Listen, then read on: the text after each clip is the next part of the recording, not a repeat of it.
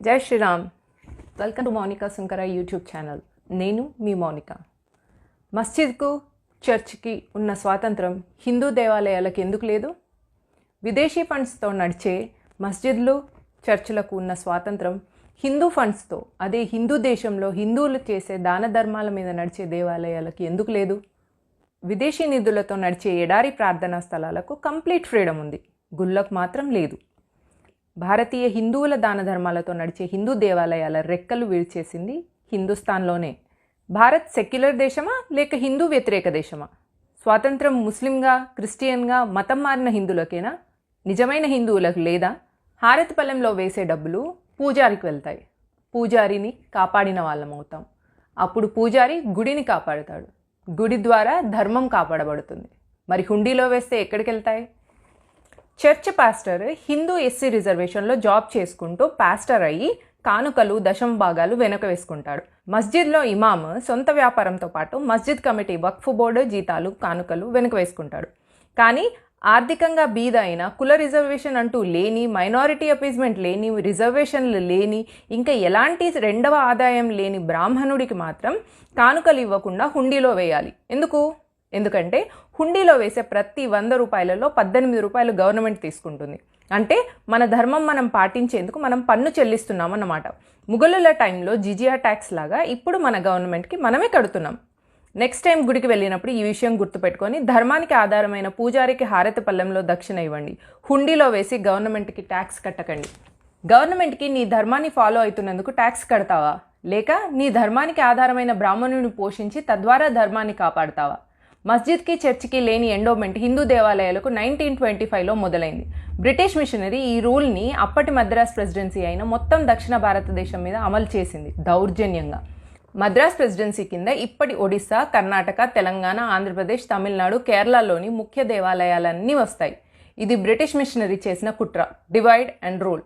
బ్రాహ్మణులు ఆర్యులని, దళితులు మూలవాసులని అబద్ధపు కాన్సెప్ట్ తీసుకొచ్చి అప్పటికే గురుకులాలను నాశనం చేసి మెల్లగా బ్రాహ్మణులను బూచిగా చూపించి వారిని ఆర్థికంగా దెబ్బ కొట్టడం కోసం 1925లో ఎండోమెంట్ యాక్ట్ అని పెట్టారు బ్రిటిష్. ఇంకా దారుణం ఏంటంటే బ్రిటిష్ మిషనరీ మతం 1947లో భారత్ని వదిలి వెళ్ళిపోయింది.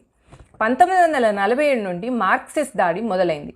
కమ్యూనిస్టులకు ఇస్లాం, బ్రిటిష్, హిందువులపైన చేసిన దాడులు, ఆకృత్యాలు సమంజసంగానే కనిపిస్తాయి. అందుకే 1951లో ఉడుపిలోని షిరూర్ మఠ్లోని కొన్ని ముఖ్య ఆలయాలను ప్రభుత్వం 1927 ఎండోమెంట్ యాక్ట్ కింద స్వాధీనం చేసుకుంది.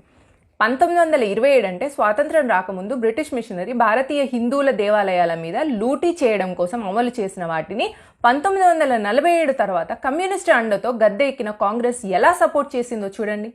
అంటే హిందువులకు వాళ్ళ ఆలయాల ఆదాయాన్ని, వారి ధర్మాన్ని వారు స్వతంత్రంగా చూసుకునే ఫండమెంటల్ రైట్ నుండి దూరం చేసింది ఈ కమ్యూనిస్ట్ కాంగ్రెస్ పార్టీ. తోడు దొంగలై హిందువుల ధర్మరక్షణ కోసం చేసే దాన ధర్మాలను దొబ్బితింటూ ఉన్నారు. అప్పుడే Kesavananda Bharati case versus Kerala state, ఇది హిందువుల ఫండమెంటల్ రైట్ని కాపాడిన లాంగెస్ట్ కేసు.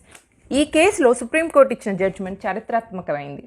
మళ్ళీ 2012లో స్వామి దయానంద సరస్వతి గుళ్లను ఎండోమెంట్ నుండి తప్పించేందుకు ప్రయత్నం చేశారు. ధర్మాన్ని, దేశాన్ని కాపాడే బాధ్యత స్వామీజీలదైనా, మనది కాదా?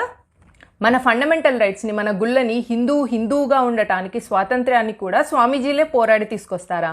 మరి మనం తిన్నామా, పడుకున్నామా, తెల్లారిందా లేదా అని చూసుకుందాం. దేవాదాయ ధర్మాదాయ శాఖ ప్రభుత్వ ఆధీనంలో ఉండటం వలన వచ్చే నష్టం కేవలం డబ్బు మాత్రమే కాదు. ప్రభుత్వం కన్ను దేవాదాయ ధర్మాదాయ భూముల మీద కూడా పడుతుంది.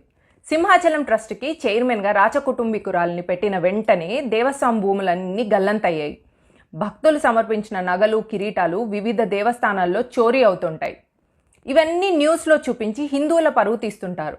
ఇలా చేసే హక్కు ఈ సెక్యులర్ ప్రభుత్వాలకు ఎవరిచ్చారు? చర్చిలో, మస్జిద్లో జరిగే గూడు పుటానీలు బయటకి పొక్కకుండా చూసుకునే స్వాతంత్రం మాత్రం వాళ్ళకుంది. చర్చ్ ఆదాయాన్ని బీద క్రిస్టియన్కి ఇచ్చి వారి మతాన్ని వారు కాపాడుకుంటున్నారు. మస్జిద్ ఆదాయాన్ని బీద ముస్లిమ్స్కి ఇచ్చి వారి మతాన్ని వారు కాపాడుకుంటున్నారు. అదే హిందూ దేవాలయ ఆదాయాన్ని మాత్రం రోడ్లు వేయటానికి, హాస్పిటళ్ళు కట్టడానికి వాడతారు. మా గుళ్ళు మాకిచ్చేస్తే మేము పేద హిందువులను కాపాడుకుంటాం కదా. ఓకే, అలా చేస్తే హిందువుని మత మార్పిడి చేయటం కష్టమవుతుంది కదా. అలా మా ఆదాయం మాకిచ్చేస్తే పేద హిందువుల్ని దేవాదాయ కమిటీలు ఆదుకుంటే ఇంకా వాళ్ళు మతం మారటానికి నిరాకరిస్తారనా? సో కన్క్లూజన్ ఏంటో అర్థమైందా సెక్యులర్ హిందూ? అయితే 2014లో హిందువులు సంఘటితం అవ్వటం వలన దేశ రాజకీయాల్లో భారీ మార్పు వచ్చింది. హిందూ దేవాలయాల నుండి ప్రభుత్వం పెత్తనం తప్పించేందుకు 2014లో ఎన్నికైన బీజేపీ ఏం కృషి చేస్తుందో చూడాలి. అయోధ్య రామ మందిరం ఒకటే కాదు, హిందువులకు ఫ్రీడమ్ ఆఫ్ రిలీజన్ ఇవ్వాల్సిన బాధ్యత కూడా మీదే. భారత్ ఒకవేళ సెక్యులర్ దేశం అయితే చర్చ్కి ఇచ్చిన ఫ్రీడమ్, మస్జిద్కి ఇచ్చిన ఫ్రీడమ్ హిందూ దేవాలయాలకి ఇవ్వాలి. భారత్ ఒకవేళ సెక్యులర్ దేశమే అయితే ముస్లిమ్స్కి, క్రిస్టియన్స్కి ఉన్న స్వాతంత్రం హిందువులకు కూడా ఉండాలి. మా గుళ్ళు మాకే ఇచ్చేయండి, మేం వాటిని చూసుకోగలం. జై హింద్.